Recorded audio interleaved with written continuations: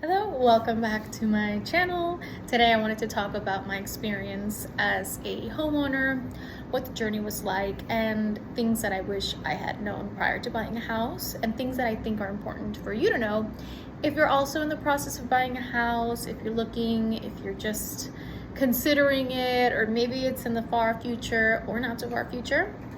But these are a few things that I think are important to keep in mind if you are looking to buy a house, which I know a lot of us either are or were or would hopefully one day like to buy a house. So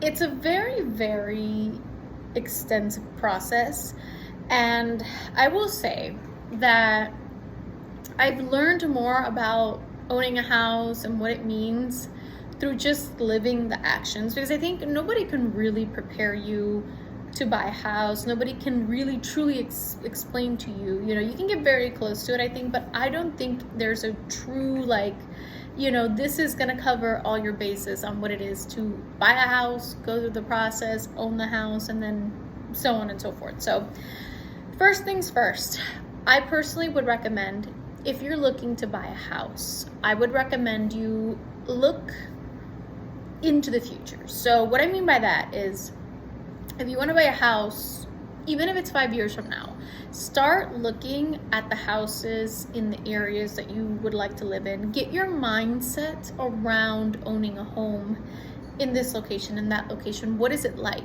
So what I mean by that is, when you buy a house, you are going to live in that location, right? Assuming you're going to stay there for X amount of years, at least 1 year, so extended length of time. So if you're looking to buy a house, get yourself in the mindset of this place. What does this place look like to you? What does it have? What are your needs, your wants, your deal breakers? So, there are places that I would never live personally for whatever reasons. It's not because the place is bad. Maybe it's just not my cup of tea. Maybe the location is too remote, or maybe it's too crowded. So start looking at the things that you enjoy about where you've lived and where you'd like to live, and start to create that sort of vision board, if you will, in your head, or even if you want to put it on paper, whatever works for you. But set yourself up with the expectation of what it's going to look like. So you need to consider, I want to buy a house. I want to know what the houses look like. So when you are ready to go, you're ready to get that, down payment, ready to get, pre-approved, you already have a working idea, and you're not kind of just thrown into this where all of a sudden people are like, oh, you didn't know that this was part of the process. You don't want to be caught off guard. You want to know what's coming and have at least a working knowledge on what to expect. So don't get caught off guard with it, because it is a big deal. I mean, owning a house, purchasing a house is probably one of the biggest purchases most of us will make in our life, and the way that things are going right now, we don't get that anymore. A lot of us, I think, have left the idea on the very recesses of our brain, because we just don't think it's possible anymore, for many reasons, which we won't get into right now. But, it's something that societally, whether it's your family, friends, the Joneses, whoever, have set up this expectation that you're supposed to have this, and this is just part of it. So it's okay to want those things, even if they're not in the near future that you can get them. It's okay to start thinking. So piggybacking on that idea, the next thing that I would recommend is, would you live where you would live? Would you live where you will be living? And to explain a little bit more in detail what I mean by that is, you have to work, whether you go to a place, whether you work remotely, whether you're a business owner, whatever. People work, whatever it is that you do for a living, whatever it is that you do for a job. Are you okay with the commute? Some people are okay with living an hour away just to own a house, but are you okay with that? Because it's easy to just say, I want to buy a house so bad that I'd be willing to buy a house that's an hour away, and then you're literally stuck in traffic every morning for an hour, regretting your decision. Do not buy a house just because it's affordable or right there at the moment and you're like panic buying or FOMO, don't buy a house based on the wrong, criteria. Make sure that the house is a fit for you, just like you want to be a fit for it. Is it in the right location? Are you willing to commute there is the biggest thing for me, because I'm not someone who loves to sit in traffic all day long. I got better things to do with my time. So that's something that I would consider. I don't have kids, but if I did, look at the schools around you. Where will your kids be going? Because you're not the only one uprooting your life. They have to uproot with you. So consider everyone that's in your household that will be coming with you to this move. What do they feel about this location? Are parks important to you? Is community important to you? Is local restaurants, nightlife, schools, libraries, hiking, beaches, whatever's around there, are those things a fit for your life? Because if you have the type of life where you need to be outdoors constantly and you live in a steel neighborhood with nothing but bricks and houses and buildings, that's something you have to consider if you're not okay with that, as they call it, the manufactured jungle, if you will. If you don't like the idea of living in a city full of people, you probably wouldn't want to buy a house that's in that proximity. Versus if you like more outdoorsy stuff, then you got to consider, okay, can I have a house in a place that's a little bit more outdoorsy and more, connected with nature, things like that. So what's important to you, and where do you live the most? If you're a homebody, maybe you don't care what the outside looks like because you're going to be inside anyway. So things to consider is what's around you, how far away is it? Do you need to drive an hour for groceries? Is that important to you? You have to consider everyday things. Getting gas, is there a gas station down the street, or are you gonna run out of gas trying to get gas? You know what I mean? So consider those things, because they really do matter at the end of the day, even though it's not like a make or break it, but make a list of pros and cons. These are my deal breakers. This is something I'm not gonna go over 350, for the house. That's number one, right? You can't go over what you're pre-approved for, right? You can't spend more than what you can afford. You shouldn't. That's my opinion. But then another thing, right? Where is it located? Is this a city that's safe for me? Is this a city that I can see myself living there? Can I grow there? Can I earn there? Can I enjoy my life there? Or am I going to be living just to pay rent, or in this case, a mortgage, right? Always these things to consider. Check out the schools. One of the things I regret the most, even though it worked out for me because I knew the area anyway, but it's always good to see what schools are connected to your neighborhoods, right? What are your neighbors like? Go around the block. If there's a house you have in your mind, or a house in a specific city, houses in specific, location, walk around, talk to the neighbors. You would be surprised what people say that can make, help you make a decision. I wouldn't base it on what someone says solely, but it's good to get a working idea of those people who have lived at this house, at this location, in this city, know way more than you because they live there. They can help you, they can guide you, they can give you ideas like, hey, Redfin says this is not a walkable city, but actually, or hey, it says there's a lot of crime, and it's true. Or, are there a lot of cops here for good reasons because it's very protected, or for bad reasons? So pick and choose what's important to you. You're the one that has to live there. It's your money. You have to make sure you're okay with that decision. So ask around, look online, see what people have said. People who have rented there, maybe they're not there long enough, but their opinions could still help. People who live there, you'd be surprised. People are open to talking if if you approach them correctly.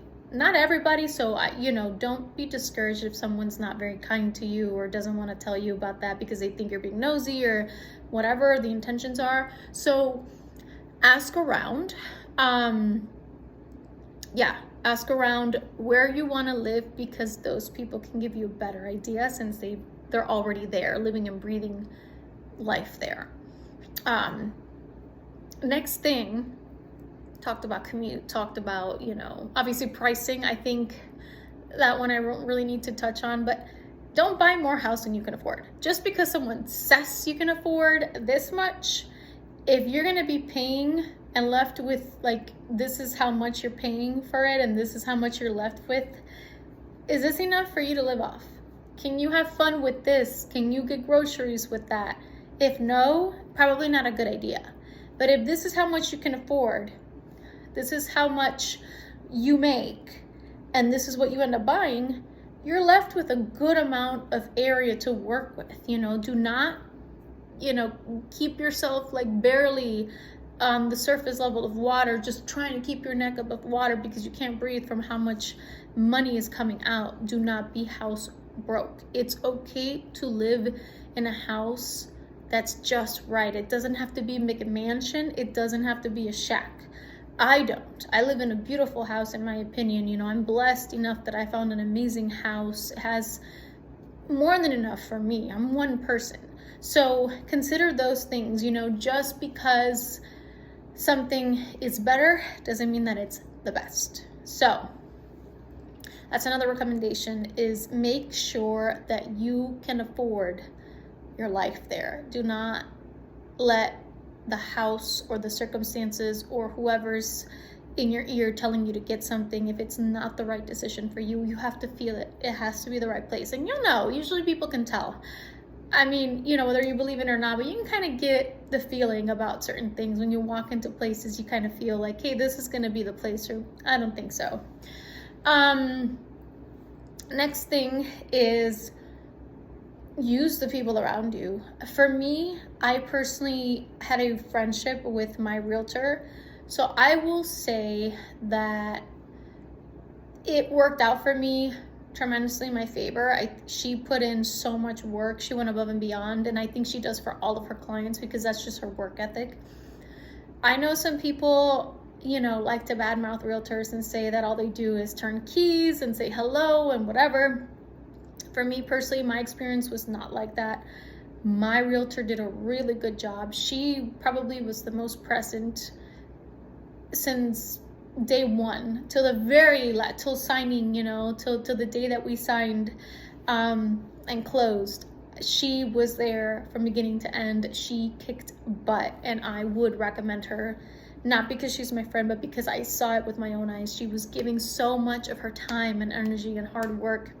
So it's such a big decision. It's such a big purchase. It's not the time to want to skimp out on certain things.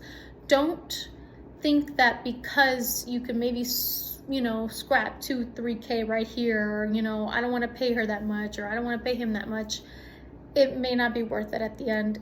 You get what you pay for, and their expertise, if they're the right person, is worth its value, its weight in gold. I think what I would recommend, if you don't know somebody who you trust, is ask somebody that you do trust. Ask your mom, your dad, your parents, your siblings, neighbors, grandparents, friends. Who did they conduct business with? If they bought a house and they had a good experience, word of mouth is amazing. Trust people that you trust. If they trusted them and they had a good experience, that's already a good sign. Obviously, each experience will be different. I'm not saying that that's going to be the perfect, fit. Maybe it won't be. And then you can change your mind, obviously. You don't have to go with the realtor that your friend suggested, but you want to make sure that you pick the right person. And this goes for everything. Look around for home inspectors. You don't have to go with whoever's recommended by a realtor or by whoever. You can make your own decisions. The attorney that you want, you can make those decisions. The loan officer, mortgage officer, whatever, you get to make those decisions. So it is a big decision. You are the client. You make sure that your money is being put to work in the right places. Do not just settle for what people tell you. That's something I wish I had known a little bit more, but because I was new to it, the first house I bought, I'm in it, I didn't know. And so I kind of went with more what people suggested that were already, as part of the process versus me doing my own research. Thank God it worked out in my favor, but I would have, in hindsight, I would have done more research and tried to find somebody based on reviews and word of mouth and what I felt was right versus what I was told. It did work out in my favor, but that's something I wish I would have done. So I do recommend looking into it, do your own research. Don't immediately go based on what somebody says, because it may not be the right fit. You know, it doesn't mean that they're bad, just not always a good fit for everybody. So for me, I bought my house. I was 30 years old. I had never made a big purchase like this. I did all of this practically by myself. You know, I mean, my dad helped me. And that's another thing that I think a lot of people fail to tell the little details. There are so many details when it comes to buying a house. I had my dad as a co-signer, but I put the down payment. I pay my bills monthly. I am in my early 30s now. I am a single income, I am engaged, but at the time, you know, I was just meeting my fiance. So I am solely responsible for my mortgage, for my bills, for everything. And that is something you have to consider. If you're coming into it the way that I did, do you have a co-signer who can help you? Do you have someone, or are you simply alone? Those are things you have to consider, because they may help you, you know. For me, I have to give credit to my dad. If I didn't have my dad as a co-signer, I may not have been able to get my house. Granted, I pay for everything, you know, groceries, I pay for everything. All my bills are paid. I cover everything on my own. So I am fully financially responsible, and I've been responsible. But if you don't have that, that's something to consider. And I think that it's not fair for people who already have the houses, or, you know, the situations, the ideal situations, and they're like, oh yeah, I can do it, you know, anybody can, but they don't tell you the details. I'm telling you, if I didn't have my dad as a co-signer, I would not be here right now. So I'm being open and honest, because I think it's only fair to talk about the positives, but also talk about how you got there, because a lot of us did not get there on our own. I didn't. So it's okay to have a co-signer. It's not embarrassing. It's a little crutch. It helps, you know. And I'm doing it on my own regardless. It's still a risk, because my dad could say, like, hey, what if you don't pay your bills, you know? Then the responsibility kind of lands on him too. So those are things to consider. You know, who are you bringing into it with you? Are they good? Can you be trusted? Can they be trusted? Things of that nature. I ended up getting an FHA loan, and that's another thing. There's conventional, there's FHA. Usually FHA is better for like first time people with maybe not like the best credit. I have really good credit, but what I don't have is a whole lot of money. So I had to come in with a little bit less, but the FHA helped me. There are pros and cons, and I'm not going to go into the details of the conventional versus FHA, because I don't know the details, and I don't think I'm the best person to explain those things. Just know that FHA might be easiest choice. Conventional is the best choice, but you have to be really like set up and ready for conventional. If not, FHA is the other option, and it's not bad. It's just, you know, there are some pros and cons there. You know, PMI, like interest, you have to pay for those things. Piggybacking on that, I pay $200 more a month. So on top of my mortgage, right now, I think it's like 16 and some change. So like, I'm just gonna say 1,600, but it's like 16 and some change. I pay an additional $200 a month, because there is a thing called an amortization schedule, they call it, I believe, or a calculator.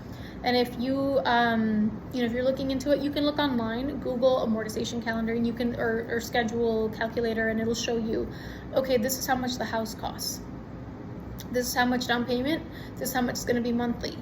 If you add extra to that monthly payment, that 30-year mortgage, which is pretty much standard, 30 years, that 30-year mortgage is going to end up being paid off in 20 years. So I just cut off 10 years off my mortgage, off the back end, by putting in more money up front. Yes, it's not easy. There's a lot of discipline that is involved, and I might get into that in another video about the things that I do and how I'm able to do it on a single income as a single woman, you know, engaged, but singularly paying for my things. My fiance has his own house, so he's doing his thing, and then when we get married and we join together, then obviously we'll divvy that up. But right now he's got his own mortgage, I've got mine, so it does take a lot of discipline. It's not easy. I think anybody who says this is easy and tries to just sell you this dream is not doing you any favors. You have to be okay with certain things. And amongst those things is, are you someone who is independent, or you'd rather someone else do it? This kind of goes back to our previous conversation of where you'd like to live. Do you want to live in a house with an HOA or without one? Because that's a really big thing to consider.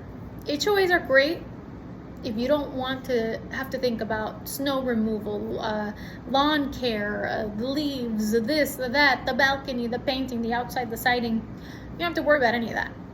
HOAs are great for that. However, if you are independent and you can mow your own grass and, shovel your own snow if you live in a place with snow, those are things to consider. If you are independent and you can either do it yourself or pay someone to do it and you're okay with that, you don't need an HOA. If you maybe are, that's not to say that single people can't, but sometimes it's easier, when you don't have that other person there to do it. Being a single person, sometimes that's when things like HOAs become a bit of a blessing.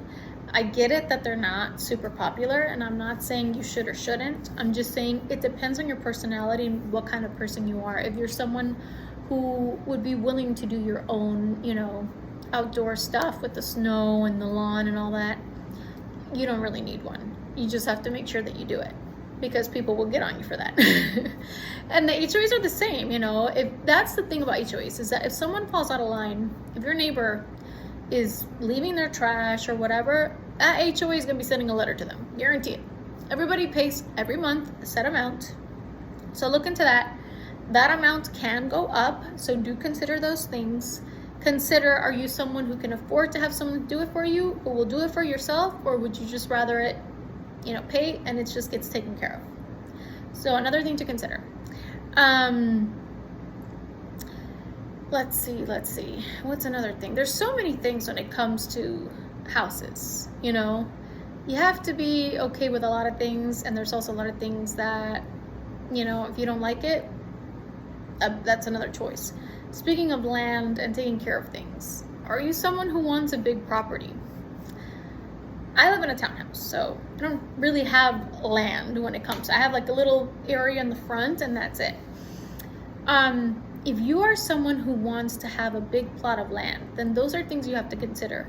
Big plots of land come with taking care of the plot of land. A lot of things happen in big plots of land. So there are amazing things that can be done because you have all this land and you can build on it and you can have fun there, whatever. But there's also a lot of responsibility. Taking care of a big plot of land comes with its own set of responsibilities. So you have to understand you as a person. Are you going into this alone? Do you have kids? Do you want them to have a backyard, dogs, cats, whatever? You have to consider everything, and if those things matter to you. For me, I don't have any kids right now. It's just me, like I said. So big plots of land and things like that just really weren't something that I was considering when buying a house. Once you figure out the location that you want to live in, you have to consider taxes. Now, the positive thing about taxes is that you can see how much the previous owner was paying, in 2022, 2000, whatever, however many years you want to go back. So you can give yourself an idea of, do taxes go up like super high, or do they tend to stay, normal? A lot of times, not always, not in every single state. Each state has different rules or whatever, things are a little bit different in each state. That's why some states people love it, because there's very low property taxes. I don't live in one of those states. So in my state, property taxes are pretty high. And that's something that you have to consider. Are you okay with the property tax? Because that's another thing you have to make sure that you can pay. You have to pay those every year, twice a year. That's the way that it's set up, at least for me. Are you okay with that? Or, is that something that's going to completely like flip you over and, leave you under? You cannot put yourself at risk. So consider property taxes when you're looking at locations. Do you like this city? I love this city, but the property taxes are super high. Well, this city is also pretty cool. I don't love it as much, but it's also really nice. And the property taxes are not that high. So those are pros and cons you can weigh out. Where's the benefit? You gotta meet yourself in the middle to make sure that you leave yourself set up for success. Speaking of owning a house by myself, I'm someone with a lot of discipline. So I cook, I clean, I do my own groceries, pay all my bills, all that stuff. I'm okay with those things. And I can afford my lifestyle right now. I don't live like pinching every penny, but I also don't splurge. I do like to shop. I do like clothes. I do like things. I get groceries every week. I love to eat. But those are things you have to consider too. If you are going to be like me, a single woman who bought a house, who is going to be financially responsible all the way through, then consider the other things that you do. And I'm not just speaking to women, because I know this can apply to anybody. This has nothing to do with, just women and anybody. Everyone has their own lifestyle and what I like, what I don't like. If you're someone who has a shopping, you like to shop. I love to shop. If you like to do that, and let's say you spend like $200 a month, right? Just to give an example. But then you buy a house and you still want to keep up this lifestyle of shopping. And now you have this big, juicy mortgage you have to take care of. You have to be able to be okay with maybe letting go of that or cutting down on that. So for me, I buy very smart. I buy during sales, and I make sure that I cook. I eat very clean, so most of my food I make at home anyway. It's usually pretty standard stuff. There's nothing like super fancy, but also I'm not huge like fast food person. I don't really eat that kind of stuff. No judgment to anybody. It's just not for me. So I don't have to cut back on fast food or going out and eating. I really prefer to make my own things because I can control what's in them. I don't know if I go to, the little restaurant next door, if they're gonna load it up with salt or whatever. I have no control over that. I prefer to cook my own things. Don't get me wrong. I love food. I love to eat sushi and things like that, and I won't make that. So I do buy things. I'm not, completely like won't spend. I do spend, but I did have to really relax, and I'm keeping an eye on my finances now, making Excel sheets, which my fiance did for me, and I really highly recommend that. Keeping an eye on your budget, keep an eye on your finances, how much is coming in, how much is going out, is it keeping up, like are you spending more than you're making? You just have to make sure that you stay on top of it so that it doesn't take over you and it doesn't catch you by surprise. So keep an eye on finances, be smart, you know what I mean? It's not about giving up everything, because I don't believe that that's life. I don't believe that life is to be, so limited. I don't want to live life like that. I personally wouldn't.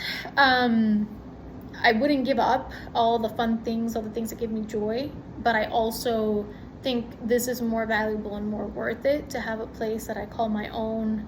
I sleep here, I work here, I do so much, and I love my life, and so it's not something I'm willing to give up, and I didn't want to rent forever. So that's something that I had to meet myself in the middle and say, what's more valuable to you? So once you figure that out, and if you're okay with that, you move forward. Being totally and completely transparent, which I think is the most important thing, is that houses are gonna do what houses are gonna do. A house is gonna house. And this house has been housing, okay? They have done things. Houses will break. Rainwater will come in. Bathtubs will leak. All kinds of things. You can have plagues. It's just anything and everything can happen. So do expect repairs that, guess what, you have to take care of. There's no more landlords, there's no more calling, nobody. Nope. You gotta take care of it. And I don't mean you have to take care of it yourself. I mean you have to either you take care of it or call somebody to take care of it. If you are not a resourceful person, you have to be okay with paying Bob, Jack, Jill, whoever, money to come and do it. Those are things you have to consider. Consider that everything will need repairing at some point, will break, will need to be replaced, etc. I have already had so much. This house, I'm sure I have pictures of it. I wish I had taken a video, but if you had seen the state of this house when I first got it, compared to what it looks like now, you would not think I was in the same house. You'd think I was lying. We have made such little tiny changes that have amounted just amazingly. So I can't take all the credit for that. I am financially responsible for myself, but I also have a fiance who's insanely resourceful. He's just amazing. But he's just so like quick, if something breaks, he's already looking up like, how do I fix this? What do I need to replace it? We live out in the Midwest, so for us, it's like Home Depot and Menards. You probably know Menards if you're in the Midwest. So it's Menards strips, a primer, paint. There was no like sliding door at the there was no like front door. There's like the main door at the entrance, and then there's like a see-through door. There was no I think it's like a storm door. He installed one in, like he did it. So there's just so many things and it does cost you money. You have to buy those things. You have to buy the products, the supplies, the tools. All of that's going to cost you money. We put carpet upstairs. It had no carpet. There's carpet upstairs. There is marble flooring upstairs. Like, I can't begin to explain the level of details that have gone into this house and why I think it's important to be transparent, because I can sit here and tell you, oh yeah, I got all this done, I'm sitting here pretty. There was no blinds here. There's blinds now. I mean, I can't, if I go through every single room in this house, there is something that man has touched, fixed, repaired, gotten, created. He added like ledges. I mean, it's insane. Like I'm so lucky and blessed to have him. So the thing is, the reason I mention him is because it's not fair to say owning a house is super easy and simple and you're not going to have any problems, and just call Bob and he'll come over. Bob is going to charge you, okay? Bob is not here to waste his time. He is going to charge you, and he's not going to come over here just to come, hear you complain. He is going to be paid to come over here. You have to be okay with that. I am being honest. I have not called anybody because he fixes everything. He knows how to fix everything. And if he does it wrong, we do it again and we do it right. We get the right things. We look up the right videos. We do what we got to do, but everything has been fixed. Knock on wood. This isn't even wood. It's marble. Whatever. So I can't take all the credit. And that's the truth of the matter, is that if I had paid someone for every single thing that I've done in this house, I wouldn't have any money right now. I wouldn't even have half the things I have now. So you have to be honest with yourself, and you have to be okay with those things. Are you resourceful? Are you willing to look things up and do it yourself? Or are you okay with paying someone else to do it? Because those things are going to happen. You're going to want to make updates, or things are going to break. And I don't think it's fair for me to take all the credit and say, oh yeah, this house just looks amazing because it just looks amazing. No, it doesn't. He fixes it. He has done I've helped him. Don't get me wrong. I help him, but this house would absolutely not look the way that it looks today if he didn't do it. So I can't let people go online, or I personally wouldn't go online and say, buy a house, it's super easy. Oh yeah, like all this. No, if I didn't have his help, I wouldn't be able to do this. And that's the main part of this video, is that I want to be transparent about what it's really like. If you have someone like my fiance, then you're in good hands. Or if you have someone who has money, or you have money and you're able to afford to just have someone come in and do those things, you'll be fine. But you have to be okay with those things. So I don't want to lie and take credit for things and act like my life was perfect and everything was just like easy peasy when it wasn't. So that was really the biggest point of this video, is that I wanted to explain, a little bit of what to expect, what to look out for before you get into it, and what it's going to be like once you get it. There will definitely be more videos to come where I maybe go in a little bit more detail as far as the many updates that have been done. But ultimately, I just want this video to be informative, and I want it to be honest, because I think it's very easy to come online and show the final product without showing all the hard work that it takes to get there. A lot of hard work has gone into this house. A lot of hard work goes into so many people. So don't get discouraged. Don't believe everything you see online. Some things sometimes are just not that simple. But anyway, thank you so much for watching, for listening. If you have any questions, let me know. I would love to help out where and if I can, being someone who is still going through this process and this journey. And I wish everyone the best of luck.